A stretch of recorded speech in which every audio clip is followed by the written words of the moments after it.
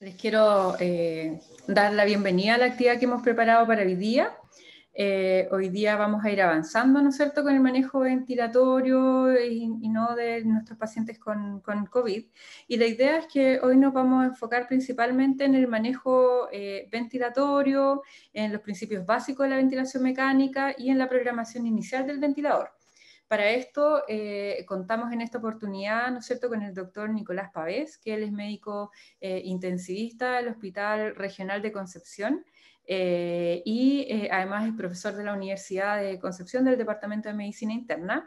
Después tendremos, ¿no es cierto?, al kinesiólogo Daniel Arellano, que él es de la Universidad de Chile, que es magíster en ciencias.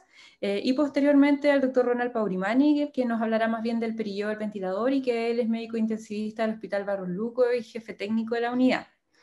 La idea, antes de partir, la idea es recordarles, ¿no es cierto?, que puedan ir haciendo todas las preguntas que tengan para discutirlas al final, básicamente a través del chat. Nosotros las vamos a ir recogiendo allí y de esta forma vamos a ir haciendo las preguntas a los expositores.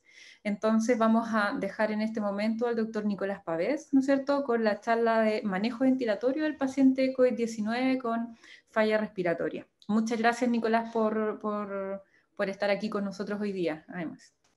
Muchas gracias a ustedes por la invitación, a la organización, por todo lo que hacen, por la docencia que se ha hecho en este tiempo. Aprovecho a darle ánimo a todos los equipos de salud que se están enfrentando recientemente a esta pandemia, y especialmente al personal del Hospital San Borja. Mi más grande admiración y respeto por su ejemplo en el manejo en crisis que demostraron este fin de semana. Así que fuerza a todos los equipos de salud. Entonces, vamos a hablar una introducción con respecto a la ventilación mecánica en COVID-19, que es lo que hemos aprendido hasta el momento. Así que va a ser como cerca de un repaso. ¿Cuáles son los objetivos de la ventilación mecánica? Si es que esta neumonía es distinta, si es que esta neumonía es distinta, hay que ventilarla distinta. ¿Cuáles son las ideas que hemos ido decantando en este corto tiempo? ¿Qué resultados clínicos tiene la ventilación mecánica y algunas conclusiones? Con respecto al objetivo de la ventilación mecánica, desde el punto de vista clínico, es transferir el trabajo respiratorio del paciente al ventilador mecánico, a esta máquina, con el fin de ganar tiempo mientras se recupera la causa que llevó a la falla respiratoria. Y por otra parte, detener la progresión de daño, es decir, de que tanto la ventilación inadecuada del paciente o de la terapia pueda persistir en el pulmón.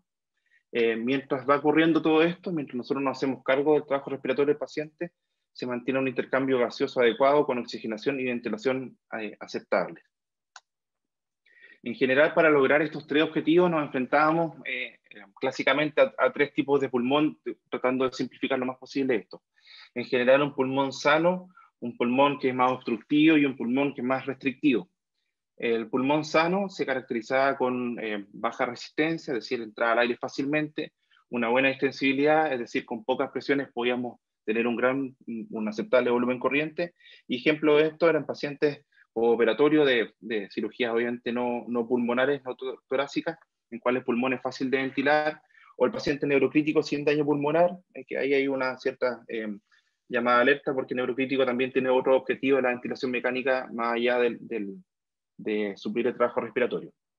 El paciente obstructivo, por otra parte, es aquel que tenía una buena extensibilidad, pero una alterada resistencia, y los ejemplos de eso, el estatus asmático y el EPOC exacerbado. Entonces, en estos pacientes, para lograr nuestros objetivos de ventilación mecánica, para disminuir el trabajo respiratorio y para tener una adecuada oxigenación y intercambio gaseoso principalmente, hay que hacer una cierta ajuste al ventilador que permita su vaciamiento y que puedan suplir el trabajo respiratorio de manera adecuada, mientras se da el tratamiento de la broncodilatación, los corticoides, los antibióticos que corresponden. Y en el caso del paciente restrictivo, es un paciente que generalmente no tiene problemas con la resistencia, pero sí con la extensibilidad. En general, se requieren altas presiones positivas para poder movilizar volumen dentro del pulmón, para lograr los objetivos de protección de ventilación mecánica. Y los ejemplos clásicos de esto es intubar a un paciente con una fibrosis pulmonar, una neumonía intersticial, o el caso del distrés grave. Entonces, cuando nos enfrentábamos a un distrés, generalmente hablábamos de un pulmón relativamente restrictivo. Ahora, esta neumonía por SARS-CoV-2 es distinta a las otras neumonías. Bueno, precozmente en la pandemia, estos son reportes de casos de febrero-marzo, en el cual habían 2 pacientes del grupo Gattinone. Hablaba precozmente si es que esto era un distrés o no. Y aquí habla de 2 pacientes, uno un tipo 1 y un tipo 2, uno con una PAFI de 68, es decir, un índice de oxigenación bastante bajo, y con una compliance alta, es decir, una distensibilidad alta, y hablemos de distensibilidad como un homólogo de tamaño de parénquima pulmonar sano, normal, o más allá de lo esperable, y un tipo 2, en el cual tenía una oxigenación igual de mala, pero con tenía una correlación entre la oxigenación mala y el tamaño pulmonar malo. Entonces, precozmente hubo una dicotomización de la presentación clínica del COVID entre un tipo 1 y un tipo 2. Estos eran 2 casos. Aquí ya no son 2 casos, sino que son 16, y probablemente ya no hay una duda, sino que aquí hay una aseveración de que el COVID-19 no llega a un distrés típico. ¿Y por qué se llega a esa conclusión? Es porque la extensibilidad pulmonar en estos pacientes alrededor de 50 más o menos 14 ml por centímetro de agua, es decir, estamos hablando de un pulmón que es el tamaño pulmonar relativamente conservado, o es muy alto en relación a la fracción de Chant que tiene. Entonces, en pacientes que tenían un tamaño pulmonar conservado con una fracción de cortocircuito o de Chant que explicaba la hipoxia muy alta, que era infrecuente encontrar en los casos clínicos, en donde lo que más vemos es que hay una disminución del tamaño pulmonar, el concepto baby lung, y eso se asocia a la hipoxemia. Entonces, teniendo un parénquima pulmonar sano, pero con hipoxemia, uno podría concluir de que probablemente la causa de esta disrelación está no tanto en el parénquima pulmonar o en el alvéolo, sino que probablemente en el lado vascular del pulmón. Y se plantea de que ya que existen diferentes fenotipos, probablemente hay tratamientos distintos. Entonces, precozmente en la pandemia ya no eran tipo 1, tipo 2, sino que se nombró como 2 tipos, como tipo L y tipo H. El tipo L era el que tenía una baja lactancia, es decir, una alta extensibilidad, parecido al tipo 1, con alteración en la ventilación-perfusión, con bajo peso pulmonar, es decir, que había solamente algunas zonas de virus merilado, pero en general un pulmón relativamente de un parénquima conservado. Y por otra parte, un tipo H, en el cual tiene mayor elastancia, mayor chant y mayor peso pulmonar, es decir, mayor agua representando mayor inflamación pulmonar, y que es probablemente más parecido al distrés en el cual estamos más enfrentados nosotros, que probablemente sea el distrés asociado a influenza, que es el que teníamos más presente.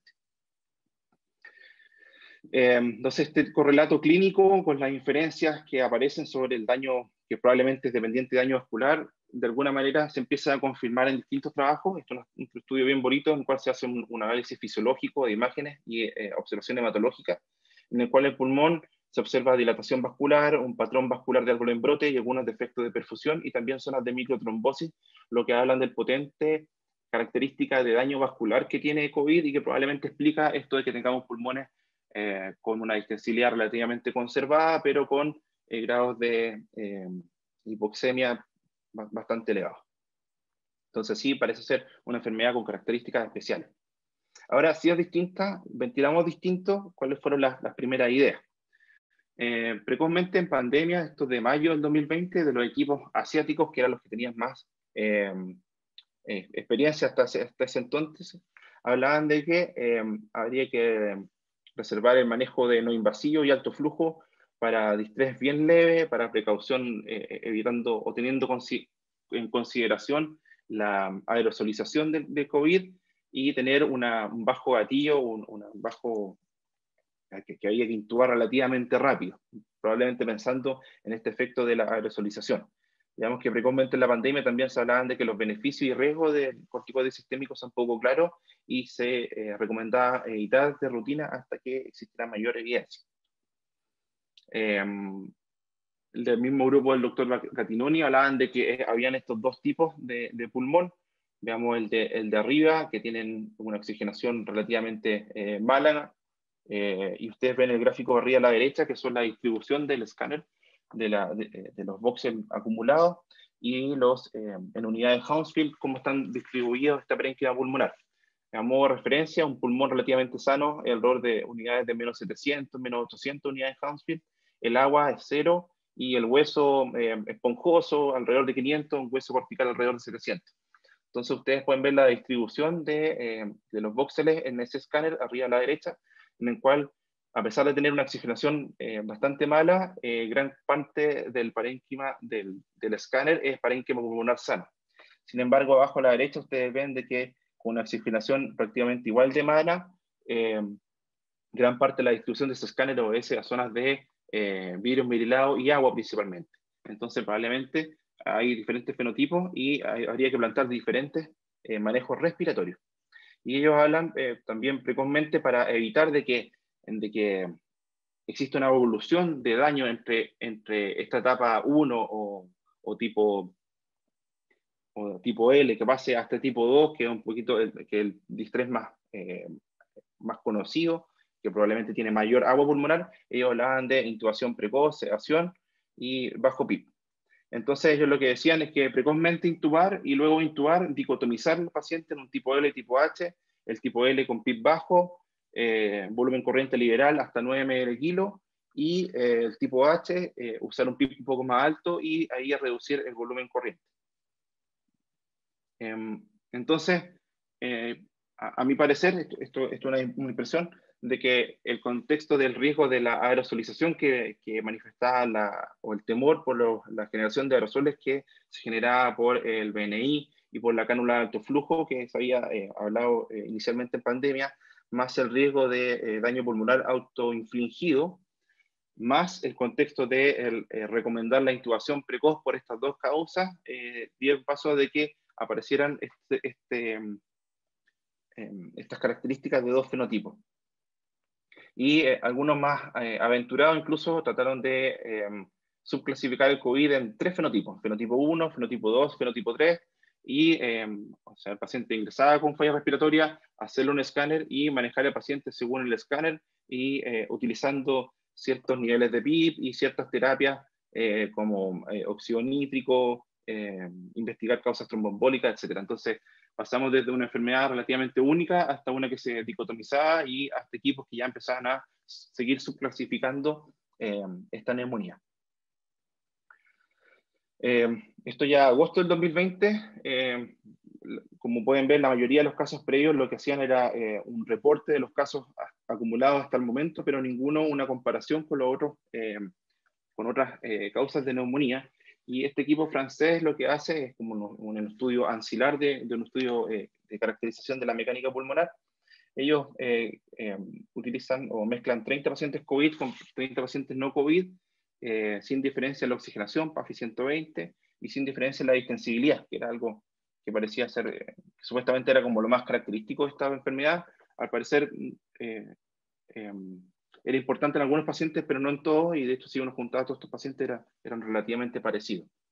La distensibilidad, ustedes ven el gráfico de la izquierda, el A, en el grupo COVID-19 negativo es de alrededor de 42, y en el grupo COVID-19 positivo es de 44, o sea, no existen diferencias entre estos dos grupos, y ellos tratan de evaluar un poco la reclutabilidad que presentaban estos pacientes, cómo era la distensibilidad según la reclutabilidad que tenían. Para el caso puntual ahora no es relevante.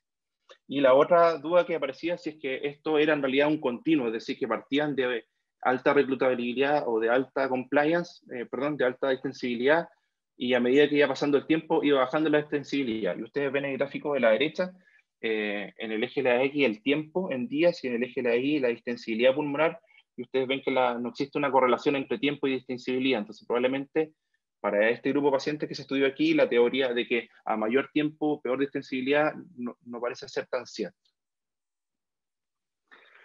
A modo de ejemplo, este es un paciente de 65 años con tos y expectoración por 5 días, un neumococo clásico. Esto es un TAC pre-COVID. Ustedes ven este paciente, si ustedes ven esa área pulmonar, está relativamente conservada, y si nosotros intubamos a este paciente, a pesar de que probablemente tiene una oxigenación, en este caso relativamente baja, hay zonas de parénquima pulmonar conservado, por lo tanto la distensibilidad pulmonar también va a estar relativamente conservada. Entonces, tampoco es como una característica muy, o sea, lo que quiero decir con esto es que en fallas respiratorias graves conocidas, el hecho de que tengan distensibilidad alta o elevada tampoco era algo tan una condición sine qua non. Y a medida que fue pasando el tiempo, nosotros ya existía mayor caracterización de la mecánica pulmonar en distintos grupos.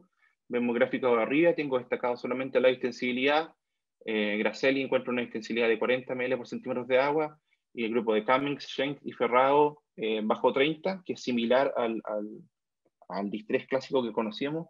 Y abajo, en otro estudio, se repite un trabajo que es el de Nueva York, pero el primer trabajo inicial de esta compliance de 50, que es el primero que les mostré de 16 pacientes, parecía ser uno de los pocos grupos que tenían esta distensibilidad tan buena, porque los otros grupos ya iban demostrando que la distensibilidad pulmonar no era tan elevada y probablemente se asemejaba más al distrés clásico, o el distrés que más conocemos hasta el momento desde el punto de vista clínico, que probablemente sea el distrés por neumonía, y en el invierno probablemente neumonía por influenza. Entonces existe una alta variabilidad en la mecánica pulmonar y probablemente no es una característica tan marcada en COVID. Entonces, ¿cómo ventilamos entonces? ¿Cuáles son las ideas descantadas en este corto, largo año? Vamos a aparecer por los más conservadores. Esta es la guía de la WHO del 25 de enero, en el cual ellos recomiendan la ventilación mecánica utilizando volúmenes corrientes que ponen bajo y amplían un poco el rango entre 4 a 8 ml kilo, utilizando presiones plató bajo 30. En los pacientes que tienen un distrés severo, esto es una definición de moderado severo en realidad, utilizar ventilación prono por 12 a 16 horas, siendo bien purista en el punto de vista de la evidencia, que obviamente el trabajo de Prono, el Proceda, habla de 16 horas. Utilizar una terapia conservadora en el manejo de fluidos en el paciente, y desde el punto de vista algo como con precaución, el uso de PIP un poco más alto en pacientes con distrés moderado severo, y también con precaución el uso de bloqueo neuromuscular a raíz de la última evidencia del trabajo Rose, principalmente. Esto es una guía un poco más conservadora. Este es un punto de vista de un equipo mezcla, esto es Toronto, Nueva York, en el cual ellos hablan de que el distrés asociado a COVID es necesario un enfrentamiento distinto, y ellos hablan de lo importante que es el balance entre los reportes y las series de casos, y el manejo del paradigma, el manejo actual del manejo del distrés. Así que estos reportes de casos necesariamente tienen que llegar a cambiar el manejo que hemos ido aprendiendo en estos últimos 20 años. El distrés es heterogéneo desde que se acuña el concepto, desde el año finales de los 60 por Ashford probablemente, en el cual en realidad el distrés es una presentación de un síndrome de diversas enfermedades, por lo tanto, por definición, debería ser heterogéneo. Uno puede encontrar características de pacientes con distrés de diversas características, entonces no debiera llamarnos la atención, y porque sea heterogéneo tampoco nos debiera llevar a tomar una conducta distinta a lo aprendido. Ahora, la heterogeneidad fenotípica del COVID-19 es interesante, pero puede ser sobreinterpretada o inapropiadamente aplicada a la unidad de cuidados intensivos con el potencial daño a los pacientes, así que al menos este grupo recomienda fuertemente la adherencia al manejo basado en la evidencia, ajustado según la información fisiológica individualizada. Y a modo de resumen, ¿qué es lo que dicen ellos? Ellos hablan de un volumen corriente bajo, que es lo que asociado a buenos resultados con y sin distrés. 6 ml kilo era ser el punto de inicio en los pacientes con distrés, y se debiera optimizar reduciendo el volumen corriente si es que se tiene una plató mayor a 30, es decir, bajando el volumen corriente para obtener una presión plató mayor a 30, y evitar presiones de distensión elevadas. Se podría aumentar el volumen corriente probablemente con un rango de seguridad hasta 8 ml kilo si es que aparecen en la ventilación asistida algunas características de probablemente asincronías de flujo, es decir, doble gatillo o asincronías que el paciente desee más volumen corriente, siempre manteniendo la presión plató menor a 30 y de manera ideal la presión de distensión, es decir, plató menos PIP menor a 15, o sea, es decir, igual o menor a 14. Ellos hablan idealmente porque el trabajo que tenemos es un trabajo, no hay un trabajo randomizado que randomice pacientes a driving pressure bajo 15 o sobre 15, así que, pero probablemente es una meta que deberíamos ir a buscar. Con respecto al PIP, que Se acordaron al principio de la pandemia, ¿no? Que hay que ventilarlos con bajo PIB, pero después hay que ventilarlos con alto PIB, dependiendo si son L o H. En realidad lo que hay que hacer es, si el paciente requiere ventilación mecánica, por aumento de trabajo respiratorio, intubarlo y utilizar PIB alto si es que existe una buena reclutabilidad. Eso va a mejorar el intercambio gaseoso y probablemente disminuya el daño inducido por ventilación mecánica. El PIB alto es dañino si es que existe poca reclutabilidad, y probablemente eso habla de un contexto de daño vascular como causa de la hipoxemia, y el PIB alto per se puede alterar la hemodinamia y también puede tener algún efecto sobre el parotrauma. Así que ellos llaman a individualizar el PIB según los hallazgos clínicos en la mecánica ventilatoria o en las imágenes que se tengan. Y también evaluar la respuesta PIB al pie de la cama, es decir, cuando se indique un PIB inicial, que ya lo vamos a ver en la tercera charla, hay que ir a evaluar qué está haciendo el PIB en este paciente. Con respecto al prono, el prono tiene una evidencia positiva, con disminución de mortalidad en los pacientes con distrés moderado severo, con mejor distribución de la ventilación, mejor de relación BQ y disminución del daño inducido por ventilador. Un llamado de atención al ProLevigil porque está en evaluación clínica actualmente. Vemos que dentro de estas charlas se ha hablado de promover el ProLevigil porque hay algún resultado, se espera que tenga buenos resultados, pero todavía no tenemos una recomendación potente. Ahora, en ausencia de contraindicaciones, hay que utilizar el prono si es que la PAFI es bajo 150 milímetros de mercurio.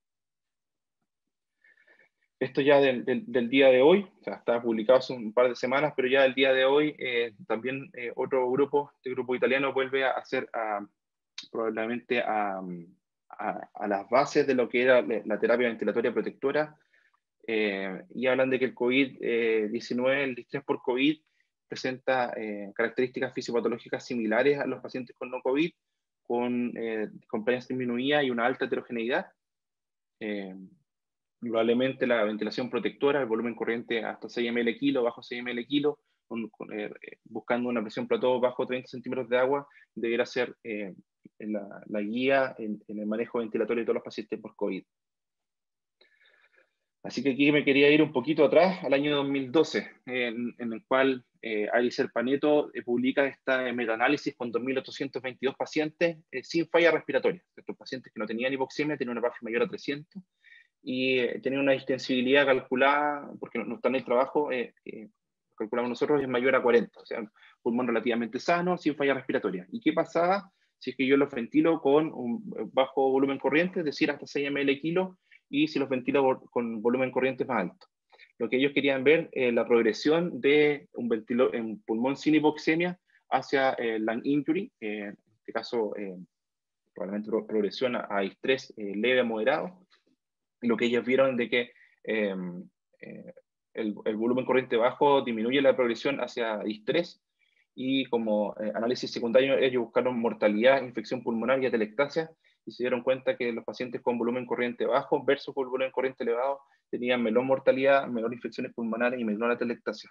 Lo que nos da también un poco de fuerza para poder decir de que parte de la base del volumen corriente del manejo ventilatorio es independiente de la extensibilidad y independiente de que de alguna manera nos quepa más volumen corriente, el manejo ventilatorio tiene que ser limitado en volumen dentro de un cierto rango y también limitado en presión. Estos son los hallazgos que ellos encontraron.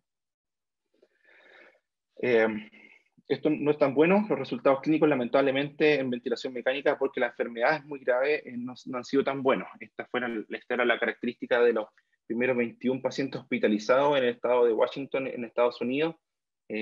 Una carta al llama de 21 pacientes, en el cual la mortalidad era un 52% y una mortalidad del 67% en ventilación mecánica.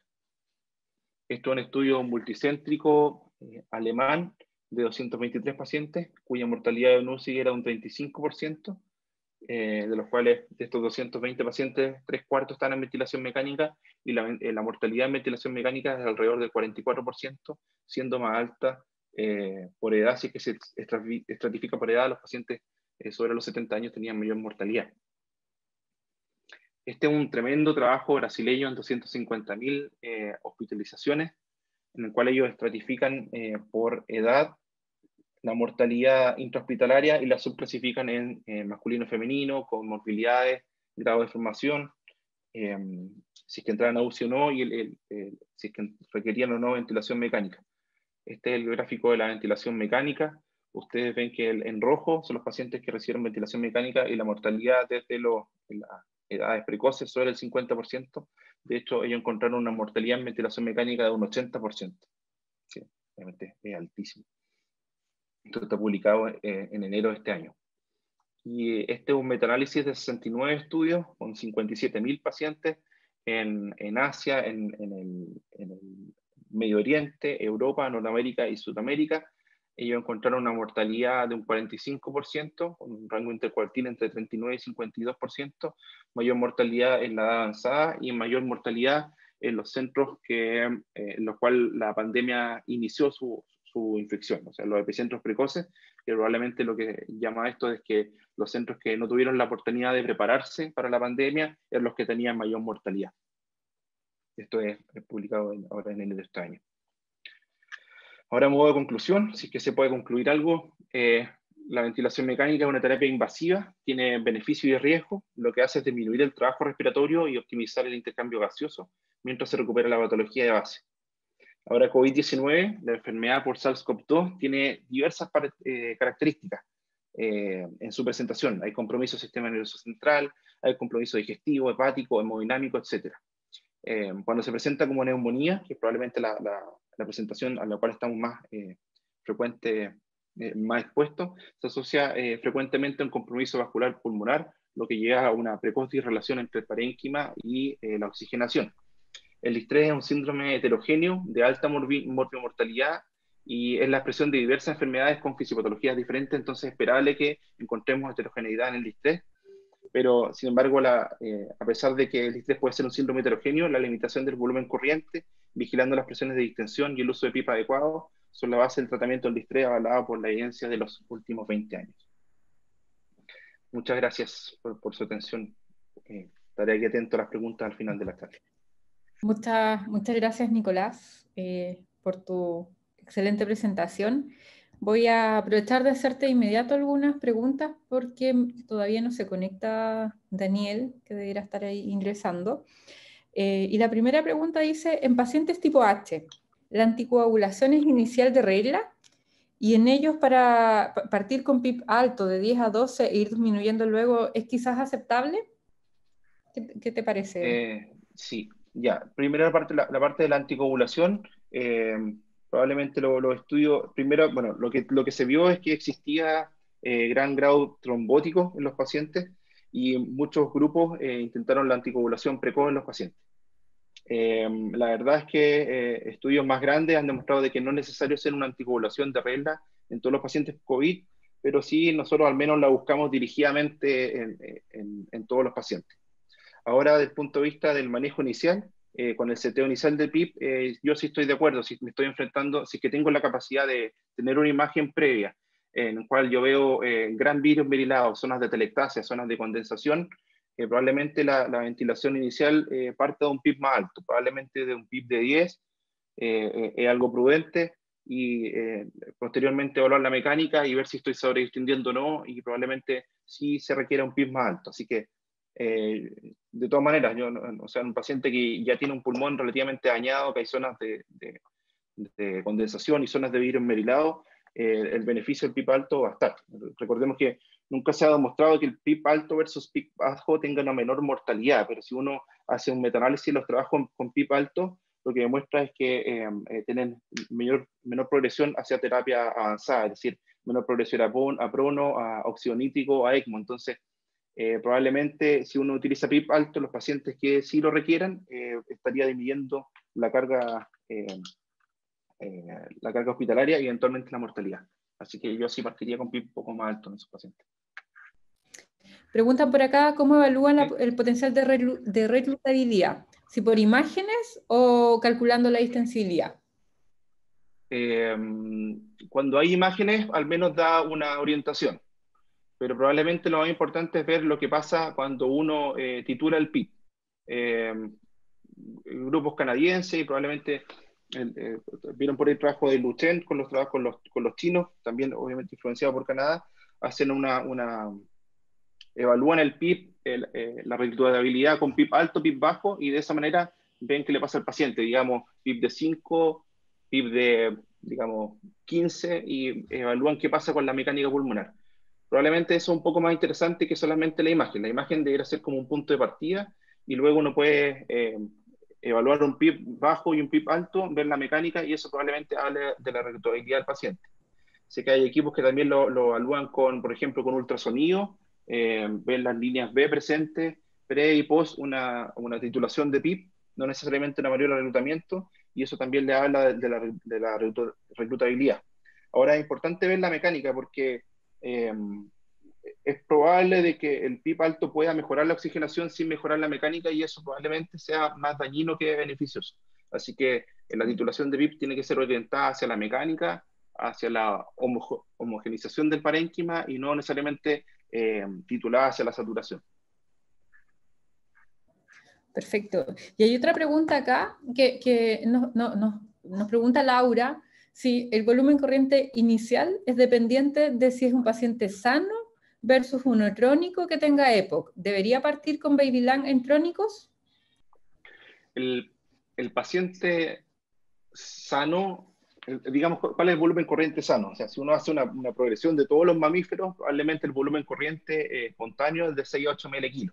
Nosotros estamos acostumbrados a hablar de volumen corriente bajo, pero es porque lo comparamos con los 12 ml kilo.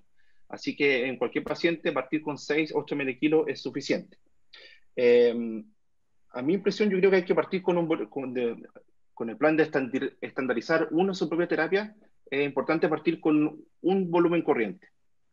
Y con ese volumen corriente, que para mi punto de vista es 6 ml kilo, parto con ese volumen corriente y después puedo titular, como parecido a lo que hablaba el equipo canadiense, que uno parte con 6 ml kilo, y si estoy sobreextendiendo, puedo bajar mi volumen corriente, y si es que hay asincronías, doble ciclado, asincronías de flujo, probablemente puedo aumentar mi volumen corriente, pero probablemente no más allá de los 8 ml kilo.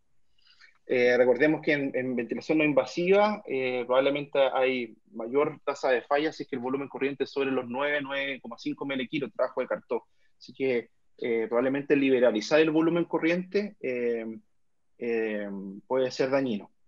Ahora hacia abajo, no lo sé. Probablemente ahí nos vamos a enfrentar más al efecto que tiene la hipercapnia, y tenemos que ahí titular cuánta hipercapnia podemos tolerar, si el paciente es neurocrítico o no, si es que la hemodinamia me lo acepta o no. Perfecto. Y otra pregunta más por acá, José Cifuentes dice, ¿hasta cuándo se podría considerar una hipercapnia permisiva? Ya, perfecto. En general, el problema de la hipercapnia es la parte hemodinámica. Puede generar una vasodilatación cerebral, entonces pues, si estás ventilando neurocrítico probablemente sería un problema, y el CO2 elevado pudiese tener una injerencia en el punto de vista de la adaptación ventilatoria. Si tú tienes un paciente relativamente despierto, pero lo tienes con un CO2 muy alto, la demanda ventilatoria o el drive ventilatorio va a ser elevado. Entonces, si es que no existen esos problemas, uno podría tolerar un CO2 más alto. Ahora hay que considerar el CO2 alto con un pH. O sea, si tú tienes un CO2 de 45, 50, pero tu pH está en 715, 720, es probablemente aceptable si es que el pulmón no te da más. Así que yo plantearía vigilar el pH y vigilar si es que el paciente, para tener una ventilación protectora, requiere una normalización del CO2. Ya vea un compromiso hemodinámico severo, compromiso cerebral, o alta asincronía, o convengamos también de que la hipertensión pulmonar también está asociada con la presión positiva elevada, con hipoxemia y también con la hipercapnia. Entonces, también pudiese ser algún problema si es que existe hipertensión pulmonar asociada. Perfecto. Y otra pregunta más, mira, dice, en pacientes con cánula de alto flujo que mantienen PAFI de 240 a 190, con un índice de ROX de 9 a 15, FIO2 de 30 a 45 y una frecuencia respiratoria de 24 a 30. ¿Qué recomendaciones podría dar en relación a Pronovigil? ¿Sí o sí? ¿O que el paciente deambule y haga ejercicio respiratorio que sea abordado de manera muy pasiva y esté acostado todo el día? Ya, no conocemos todavía los beneficios del Pronovigil.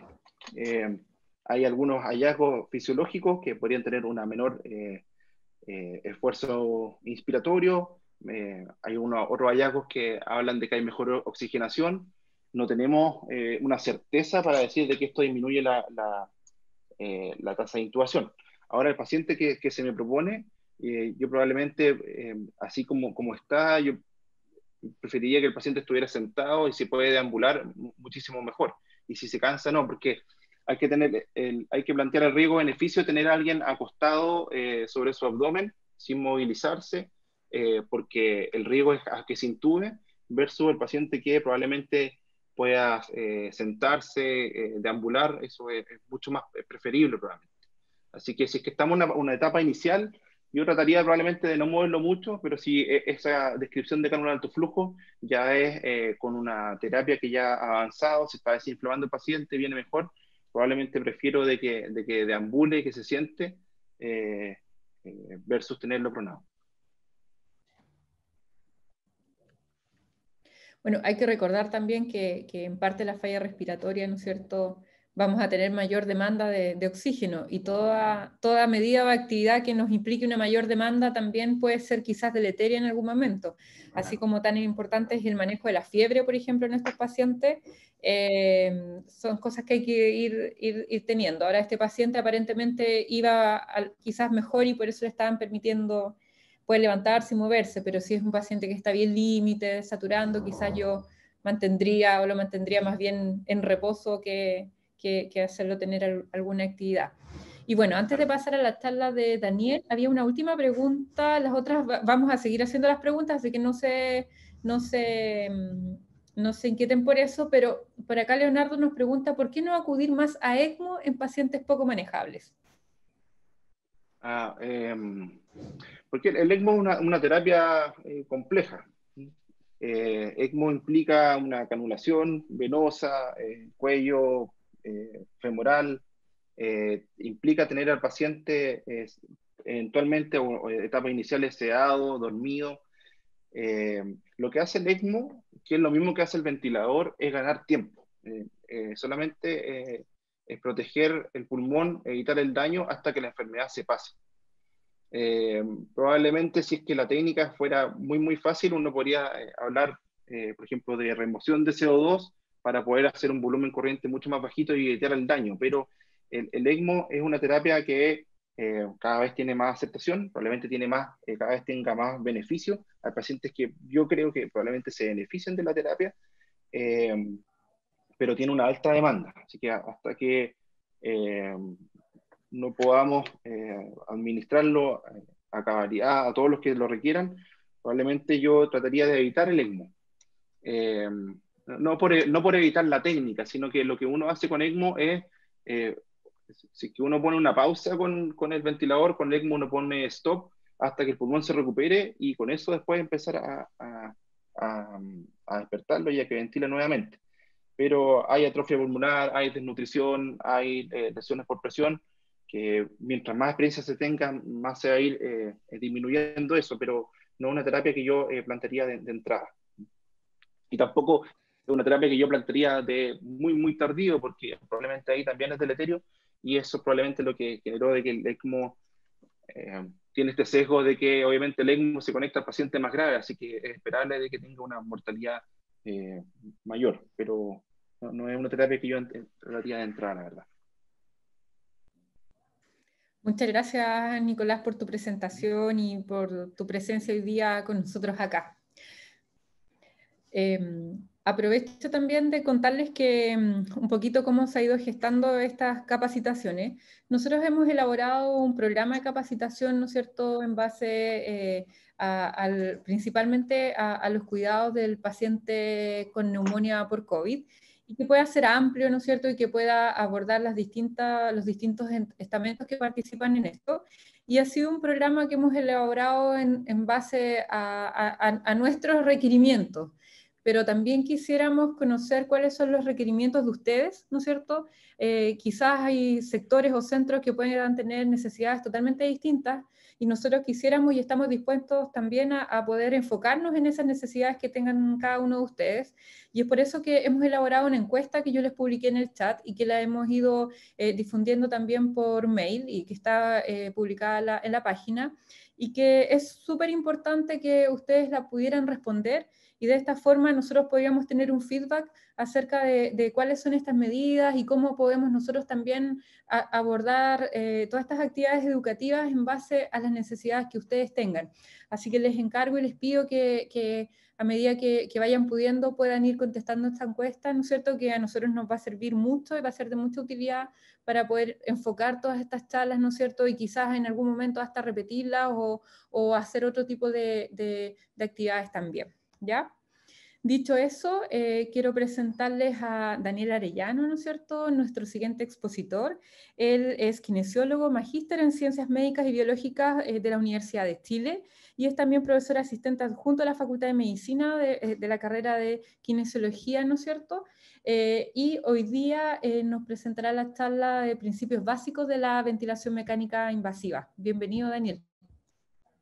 Bueno, gracias por la invitación. Esta es una charla, la voy a abrir primero. Bueno, esta es una charla que ya me había tocado hacer un poco en Hospital Digital, probablemente con un poco más de tiempo. Por eso, en general, traté de agregar aquí este código de QR y esa dirección, porque probablemente por tiempo no vamos a poder ver todos los aspectos, pero hay otra charla de Hospital Digital donde sale más en extenso lo que vamos a conversar en esta media hora, por si la quieren ver y profundizar más en el tema. Con respecto a la ventilación mecánica, probablemente lo primero que tenemos que partir es diciendo lo que no es. La ventilación mecánica no es un tratamiento, y sí es una medida de soporte vital que va a mantener al paciente hasta que la condición de y la patología de base se resuelva y la condición pueda permitir volver a recuperar la ventilación espontánea.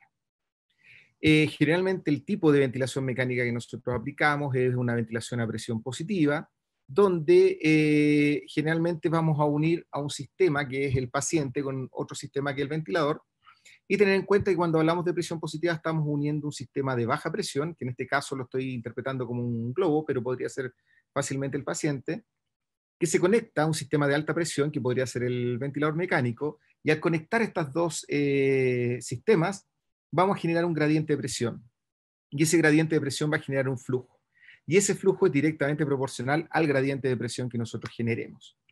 Ahora, la entrada del aire tampoco va a ser libre, sino que va a verse enfrentada a ciertas resistencias, lo cual nos menciona la ecuación de movimiento respiratorio, que nos dice que el trabajo del ventilador mecánico expresado en presión tiene que ser capaz de vencer la carga elástica más la carga resistiva, expresada la carga resistiva como resistencia multiplicada por el flujo inspiratorio que estamos tratando de hacer entrar, y eso se le suma a la carga elástica, que es el volumen partido por la distensibilidad toracopulmonar.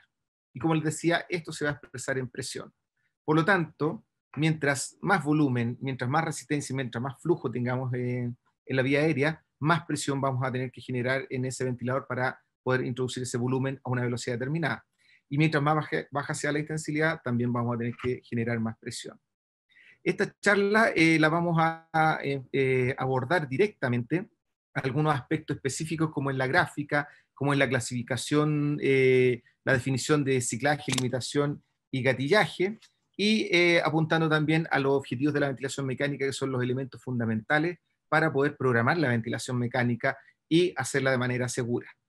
Con respecto a la gráfica pulmonar, vamos a mencionar que podemos tener curvas de flujo, volumen y presión expresada en el tiempo. La curva de flujo, generalmente nosotros vamos a tener un eje X donde está expresado el tiempo, un eje X donde va a estar expresado el tiempo, y todo flujo, es decir, velocidad con la cual viaja el gas, que se genere de forma positiva sobre este eje X corresponde a flujo inspiratorio, y todo flujo que se genere bajo este eje X corresponde a flujo expiratorio. El área bajo la curva de flujo corresponde al volumen corriente movilizado por el paciente. Y tener en cuenta que esta curva de flujo, en modalidades controladas por volumen, puede ser programada por el operador y podemos dar distintos perfiles o formas de curva de flujo dependiendo de las condiciones del paciente. La curva de volumen también la tenemos en el eje de tiempo, y aquí va a partir y terminar en cero. Obviamente tiene otras interpretaciones, pero estamos hablando de los conceptos básicos de esta gráfica. El volumen corriente debería partir de cero y llegar a un máximo lo cual corresponde al volumen corriente inspiratorio, y desde ese máximo hasta 0 debería ser el volumen corriente expirado. Con respecto a la curva de presión, también se divide en relación al eje X o el eje del tiempo. Toda presión que se genere sobre este eje X va a corresponder a presión positiva, generada por el ventilador mecánico, y todas las presiones que se generen bajo este eje X corresponden a presiones negativas generadas por el esfuerzo del paciente. Nosotros sabemos que a este paciente le podemos dar un PIP, o una presión basal, la cual es generada por el ventilador mecánico al generar una apertura parcial de la válvula expiratoria durante la fase expiratoria, dejando una cantidad de volumen atrapada dentro del paciente que va a generar esta presión basal. Esta clasificación con respecto a presiones positivas y presiones negativas, al haber PIP, se hacen en base a la presión basal que tenga el paciente. Y sigue el mismo concepto o la misma nomenclatura. Tener en cuenta que al analizar esta curva presión-tiempo, la presión generada que estamos analizando acá en una modalidad controlada por volumen, con flujo constante, que es la que es importante conocerla porque es la que me permite evaluar mecánica pulmonar. Si ustedes se fijan, una curva de flujo constante, donde el aire entra siempre a la misma velocidad, me va a generar una curva de presión ascendente, donde parte de esta presión va a ser generada por la carga elástica, es decir, por el volumen partido por la distensibilidad, y parte de esta presión va a ser generada por la carga resistiva, generada por la resistencia multiplicada por el flujo. Si ustedes se fijan, lo primero que se genera es la presión generada por la carga resistiva, porque pasa primero por la vía aérea, y posteriormente esta presión empieza a hacerse cada vez más ascendente, producto del volumen que estamos introduciendo al pulmón. A mayor volumen, mayor presión. Ahora, si yo tengo la posibilidad en esta modalidad ventilatoria de volumen control con flujo constante, darle un tiempo de pausa, es decir, apretar un botoncito que me permita mantener el aire atrapado dentro del paciente por un tiempo determinado. Esto se genera cuando nosotros tenemos una fase inspiratoria, el aire entra al paciente, al final de la fase inspiratoria se cierra la válvula inspiratoria y se mantiene cerrada la válvula expiratoria, y eso permite dejar este volumen de gas atrapado unos segundos dentro del pulmón. Durante ese tiempo, cuando el flujo es cero, si vamos a la ecuación de movimiento, si yo tengo un flujo cero, mi carga resistiva va a corresponder a cero. Y por lo tanto vamos a tener una caída de la presión, indicándome una nueva presión que es la que conocemos como presión de pausa, y que va a corresponder a la presión generada exclusivamente por los elementos elásticos del pulmón. Por lo tanto, poder realizar un tiempo de pausa a mí me permite analizar cómo está la mecánica ventilatoria de ese paciente. Me permite determinar. Aquí yo tengo la presión inspiratoria máxima, tengo la presión de pausa, tengo el PIP, y generalmente entre la presión inspiratoria máxima y la presión de pausa, yo voy a tener la carga resistiva, la presión generada por la resistencia multiplicada por el flujo aéreo, y entre la presión de pausa y el PIP yo voy a tener la carga elástica, es decir, la presión generada por el volumen partido por la distensibilidad. Generalmente el flujo y el volumen yo lo voy a estar programando, por lo tanto si yo tengo cambios en estas presiones, con esos volúmenes y flujo relativamente constantes, los cambios que se van a producir en esta presión deberían ser atribuidos exclusivamente a cambios en la resistencia y cambios en la distensibilidad. Como por ejemplo, si ustedes se fijan acá, tengo en el primer ejemplo, en el ejemplo superior, una misma presión de pausa, y en el transcurso de un tiempo aumentó la presión inspiratoria de este paciente, sin cambio en la presión de pausa, lo cual me está indicando que hubo un aumento de la resistencia de la vía aérea, exclusivamente. En cambio, la curva de abajo, si ustedes se dan cuenta, hubo un aumento de la presión de pausa y la diferencia de la presión de pausa con el PIP, y si analizamos la diferencia entre presión inspiratoria máxima y pausa es la misma, indicándome que no hubo cambio en la resistencia, pero sí hubo un cambio y una disminución en la distensibilidad. Eso nos permite tomar medidas terapéuticas específicas si podemos discriminar si el aumento de presión fue por cambios en la resistencia o en la distensibilidad. Pasando un poco a las indicaciones de ventilación mecánica, que probablemente aquí se fundamentan algunas de las técnicas o algunos de los procedimientos a realizar durante la ventilación mecánica, podemos decir que las indicaciones de ventilación mecánica son principalmente 4. Una, la que vemos ahí cuando tenemos un compromiso del drive ventilatorio, lo cual nos permite mantener una frecuencia respiratoria y un volumen corriente adecuado. alteraciones de la mecánica pulmonar que me puedan llevar a fatiga muscular o directamente la aparición de fatiga muscular. En suma, cualquier alteración del sistema neurorrespiratorio puede generar indicación de ventilación mecánica, y sobre esta tenemos dos grandes indicaciones extra que están dadas por alteraciones cardiocirculatorias o compromiso de la oxigenación tisular, como lo que vemos nosotros en el shock. Con respecto a los objetivos de la ventilación mecánica, estos están determinados hace muchos años atrás, desde el año 93, y se separan en objetivos fisiológicos y objetivos clínicos. Los objetivos fisiológicos, probablemente este es uno de los más importantes. Los objetivos fisiológicos son 3, y probablemente este es uno de los más importantes, que es el manejo o apoyo del intercambio gaseoso pulmonar. Es decir, con la ventilación mecánica vamos a tratar de mantener una adecuada ventilación alveolar, la cual la vamos a monitorizar a través de la presión arterial de CO2 y pH en los pacientes crónicos, y la vamos a modificar a través de cambios de la ventilación alveolar, es decir, cambios en la frecuencia respiratoria, en el volumen corriente y en el volumen de espacio muerto. Por otro lado, la oxigenación arterial también es un objetivo importante de la ventilación mecánica, de mantener una adecuada oxigenación del paciente, y lo vamos a monitorizar a través de la saturación de oxígeno, de la presión arterial de oxígeno, y vamos a generar cambios en esta a través del PIB y la FiO2. Recordar que el PIB va a generar cambios en la oxigenación por cambios en el intercambio gaseoso, por lo tanto, también tenemos que poder discriminar claramente qué es oxigenación arterial y qué me evalúa la función intercambiadora.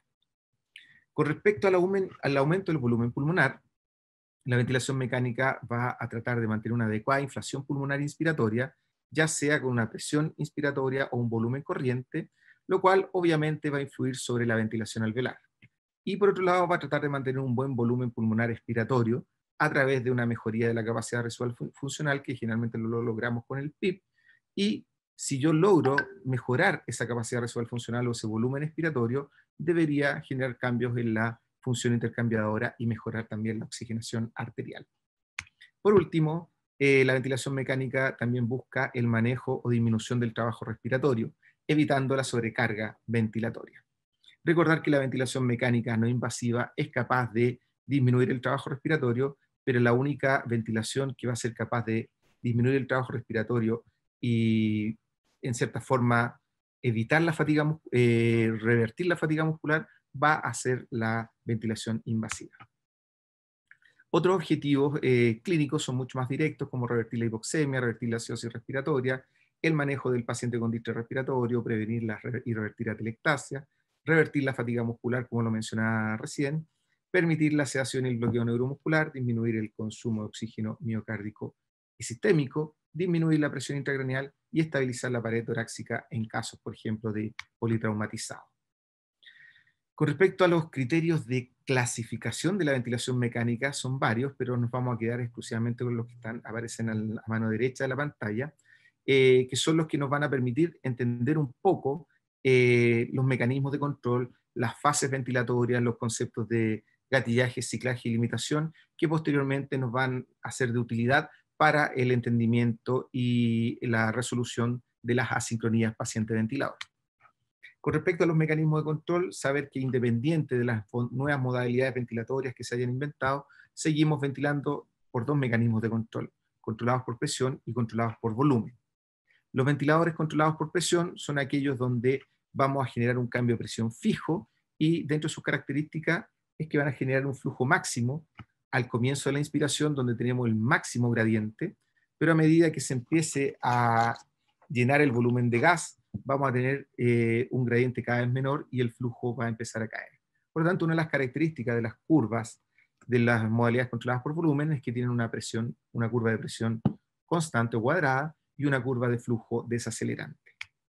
En cambio, en las modalidades controladas por volumen, generalmente, aquí vamos a analizarlo en base a una modalidad con flujo constante, la única forma de mantener este flujo, si yo, por ejemplo, esto lo homologo con un recipiente con agua donde le hago una perforación y el agua sale a gran velocidad, probablemente la única forma de mantener el flujo a gran velocidad y evitar que ocurra lo que ocurría en presión control es empezar a generar una presión en el recipiente para mantener este flujo. Es un poco lo que pasa en las modalidades controladas por volumen. Por lo tanto, una de sus características es que la única forma de mantener un flujo constante es ir aumentando el trabajo y eso me genera un aumento de la presión. Por lo tanto, las modalidades controladas por volumen se caracterizan por un flujo constante en la gran mayoría de los casos y con una curva de presión ascendente.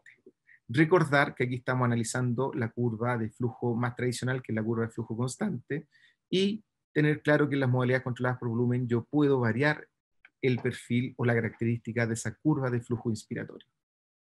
Obviamente la presión que se genere va a depender de la curva de flujo que yo haya utilizado. Estas son las más tradicionales que habíamos mencionado. Ahora, ¿qué hay que tener en cuenta cuando yo programo una modalidad por volumen? Generalmente, si voy a la ecuación de movimiento respiratorio, yo voy a estar programando el volumen y el flujo. Y la presión que yo genere va a depender cómo estén las condiciones mecánicas del pulmón, es decir, cómo esté la resistencia y la distensibilidad toracopulmonar.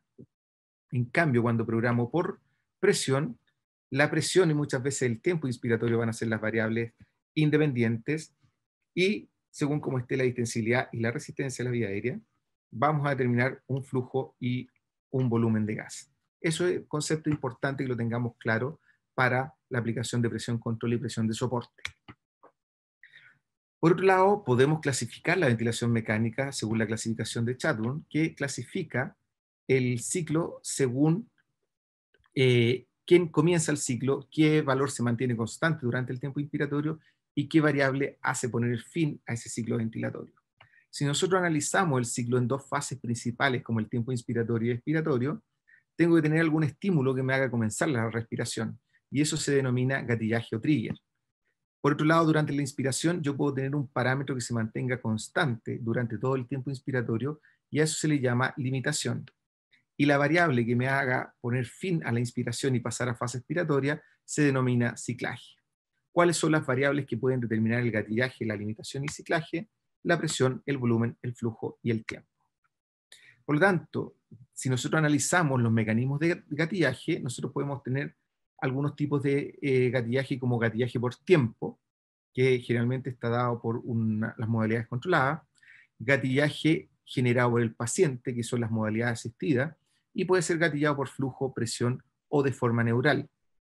Y podemos tener mezclas, por ejemplo en el SIMB yo puedo tener algunos ciclos gatillados por el paciente y otros gatillados por el ventilador a través del gatillaje por tiempo.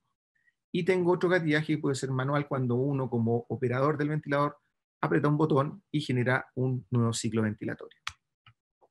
Aquí tenemos un poco explicado por qué el mecanismo de gatillaje gatillado por tiempo se puede explicar y se entiende que es controlado, porque todo ventilador que tenga capacidad de programar frecuencia respiratoria va a ser gatillado por tiempo. Es decir, si yo tengo un paciente con una frecuencia respiratoria, como aparece acá, de 10 respiraciones por minuto, esto me está diciendo que cada 6 segundos va a comenzar un ciclo del ventilador independiente de lo que pase durante esa fase inspiratoria. Él sabe que cada 6 segundos tiene que comenzar un ciclo. Si yo al paciente le aumento la frecuencia respiratoria a 20, ahora este ventilador va a estar programado para que cada 3 segundos comience un ciclo. Como depende de un tiempo, a esto le llamamos gatillaje por tiempo, y obviamente es controlado por el ventilador. Los mecanismos de gatillaje por el paciente, generalmente lo que hace el paciente es comenzar el ciclo. El ventilador le entrega una ayuda ventilatoria siempre y cuando el paciente genere un esfuerzo mínimo captado por el ventilador, a lo cual generalmente le llamamos sensibilidad. Y podemos tener sensibilidad por presión, por flujo. Se define sensibilidad como el esfuerzo umbral que debe realizar el paciente para que el ventilador le entregue un ciclo ventilatorio. Ahora, el gatillaje por flujo, ¿cómo funciona? Con una sensibilidad que corresponde a una cantidad de centímetros de agua por bajo el nivel de presión que tenga el paciente. Y el paciente va a tener que generar una presión negativa a través de su esfuerzo para gatillar y recibir una ayuda ventilatoria por parte del ventilador. Si yo hago más negativo este número, hago menos sensible el ventilador al esfuerzo del paciente y hago que el paciente tenga que hacer un mayor esfuerzo para gatillar el ventilador, es decir, más presión negativa. Por otra parte, podemos tener gatillaje por flujo, donde ahora, recordemos que el flujo inspiratorio va hacia el alveolo y ese flujo inspiratorio puede ser generado por el ventilador a través de presión positiva o a través del paciente por presión negativa.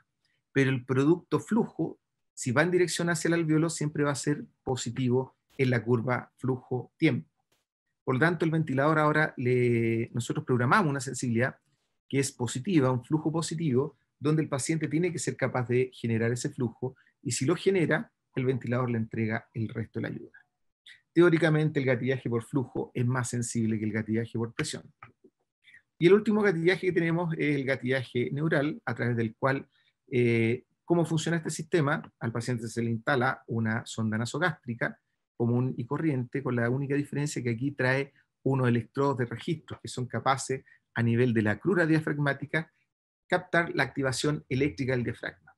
Por lo tanto, si nosotros nos fijamos, este paciente, si un paciente tiene puesto esta sonda y genera un gatillaje neural, basta con la activación del diafragma para entregar una respuesta, un aviso al ventilador y que entregue una respuesta rápida, y no tiene que esperar la contracción del diafragma, la expansión del pulmón, el aumento del diámetro de la caja torácica en todos sus sentidos, para recién generar un cambio de flujo, volumen o presión que sea captado por el paciente. Por lo tanto, este sistema entrega una respuesta más rápida, no está influenciado por el AutoPIP, pero obviamente es mucho más caro.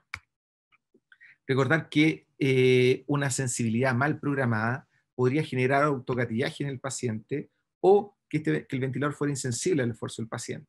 Y eso me va a llevar a la aparición de asincronías. Por otra parte, pasando al mecanismo de limitación, recordemos que todos los ventiladores o todas las modalidades tienen que ser gatilladas y cicladas por algún variable, pero puede que no presenten limitación. Y las únicas dos limitaciones que conocemos son el limitaje por flujo, que está dado en una modalidad controlada por volumen con flujo constante, y la limitación por presión, que está dado en las modalidades presiométricas, que puede ser presión control, presión de soporte y todas sus variedades. Por último, el mecanismo de ciclaje, mucho más fácil de entender. Un ciclaje por volumen es todo aquel ventilador en el cual la inspiración va a durar hasta que se complete un volumen predeterminado. Todo ventilador donde nosotros podamos programar un volumen corriente va a ser ciclado por volumen. Ciclado por tiempo, todos aquellos ventiladores donde tengamos una perilla, un botón de tiempo inspiratorio, y la inspiración va a durar hasta que se complete este tiempo. Generalmente los ventiladores controlados por presión control, van a tener este sistema de ciclaje. Ciclaje por flujo, que corresponde a un ciclado especial de la presión de soporte. Recuerden que habíamos mencionado que al generar un cambio de presión, se genera un flujo máximo, y después ese flujo va cayendo en las modalidades presiométricas. Por lo tanto, ¿cómo funciona este ciclaje por flujo? Cuando el flujo cae hasta un cierto valor con respecto al flujo máximo que se logró al comienzo de la inspiración, eso va a servir como estímulo para finalizar la inspiración y comenzar la fase expiratoria. De ahí lo vamos a explicar un poco más en detalle. Y ciclaje por presión, que casi no existe, pero es el mecanismo que se activa cuando nosotros, en un paciente controlado por volumen, se genera una elevación de presión y llegamos hasta activar la alarma de presión. Ahí se acaba el ciclo y ese ventilador estaría ciclando por presión en ese caso. Por último, mencionar las modalidades ventilatorias tradicionales con respecto a esta clase de fundamento, donde nosotros tenemos las ventilaciones, a pesar de que se han inventado muchas más ventilaciones, seguimos ventilando a la gran mayoría de los pacientes en asistido controlado, en ventilación mandatoria intermitente sincronizada o SIMB, y cualquiera de estas dos pueden ser controladas por presión o por volumen, y la presión de soporte. Explicando un poquito el asistido controlado, de forma rápida, en una modalidad de asistido controlado yo voy a tener un número de respiraciones programadas por el equipo, donde yo determino la frecuencia respiratoria. Y entre medio, el paciente podría gatillar algún ciclo con su esfuerzo, pero lo que va a hacer es gatillar un ciclo nuevo e idéntico a los ciclos mandatorios. Por lo tanto, una de las características de la ventilación asistido controlada es que yo voy a tener ciclos, una programación fija, y entre medio el paciente puede gatillar nuevos ciclos que van a ser idénticos a los mandatorios. La ventaja de esto es que me asegura una ventilación mínima al paciente, o me asegura toda la ventilación del paciente, y permite además que el paciente genere ciclos favoreciendo la sincronía con el ventilador. El problema es que si el paciente tiene una frecuencia muy alta, podría generar hiperventilación en esta modalidad. Por lo tanto, una de las opciones es pasarlo a SIMB, donde los ciclos generados por el paciente podemos darle distintos tipos de ayuda. Podemos darle una presión de soporte o alguna de las nuevas modalidades que hay, o dejar que el volumen que se movilice sea a expensas de solamente el trabajo respiratorio que el paciente pueda generar. Generalmente este trabajo que hace aquí el paciente puede que sea muy pequeño y por eso nosotros generalmente lo apoyamos con presión de soporte. Ahora, en un paciente con relajación neuromuscular donde no haya participación o esfuerzo por parte del paciente, el SIMB y el asistido controlado van a generar el mismo efecto. La gran diferencia entre estas dos modalidades está cuando hay participación por parte del paciente. Por último, mencionar que la presión de soporte, tal como lo habíamos definido, es una ventilación controlada por presión, que es gatillada por el paciente, y no existe presión de soporte si no hay esfuerzo por parte del paciente, es limitada por presión y es ciclada por flujo. Si ustedes se fijan acá, este cambio de presión que se generó por la presión de soporte me generó un flujo máximo, pero a medida que va entrando el aire y se van igualando los gradientes, este flujo va cayendo. Ahora, ¿cuál es la gracia de la presión de soporte? Que está programada para que este flujo, cuando caiga a un cierto valor con respecto al flujo máximo que tiene acá, se acaba la inspiración. Generalmente está expresado en un porcentaje, una caída hasta un porcentaje del flujo máximo que tuvo acá el paciente. Recordar que la presión de soporte va a ser un parámetro fijo entregado por el ventilador en cada esfuerzo del paciente, pero que el esfuerzo del paciente es variable, por lo tanto puede generar volúmenes y flujos distintos. Por lo tanto, este flujo máximo siempre se expresa en estos casos en porcentaje. Nosotros podemos tener CPAP con presión de soporte o presión de soporte sola, o estar asociado a un SIMB, donde las respiraciones espontáneas que haga el paciente van a ser apoyadas con presión de soporte. Aquí queda un poco más explicado, por ejemplo, si yo tengo un 25% de ciclaje por flujo o sensibilidad expiratoria, que también se le llama, quiere decir que el paciente, al hacer un esfuerzo, se le va a entregar una presión de soporte fija y esa presión de soporte va a generar un flujo máximo. Cuando el flujo caiga hasta el 25% del flujo máximo que logró el paciente, se acaba la inspiración. Y yo este porcentaje lo puedo variar. Por ejemplo, si quiero acortar el tiempo inspiratorio, yo podría darle un porcentaje más alto y generar que el ciclo dure hasta que el flujo caiga al 25% del peak flow que logró el paciente. Con eso acorto el tiempo inspiratorio, pero también podría afectar el volumen movilizado. Algunos anexos que se le han hecho a la presión control y a la presión de soporte es el rise time o tiempo de alza de presión, donde una curva muy cuadrada de presurización de la vía aérea puede ser poco fisiológica o mal tolerada por algunos pacientes, y yo podría permitir que esta alza de presión sea más suave, generando una subida más lenta que puede ser mejor tolerada por el paciente. ¿Qué debo hacer para generar una subida más lenta de la presión? El ventilador, basándonos en la ecuación de movimiento respiratorio, va a tener que generar flujos más bajos. Y esos flujos más bajos pueden ser mejor tolerados por algunos pacientes. Ahora, por ejemplo, un paciente EPOC, que generalmente requiere introducir en el menor tiempo posible un volumen corriente para tener más tiempo expiratorio, probablemente requiera un rise time más corto o de presurización más rápida. El rise time va a afectar de igual manera a las modalidades controladas mandatorias como la espontánea, es decir, a un asistido controlado o a una presión de soporte. Y aquí nosotros podemos ver una presurización lenta de un ciclo mandatorio y un ciclo espontáneo, y cada vez más rápida hasta tener una curva casi cuadrada de presión.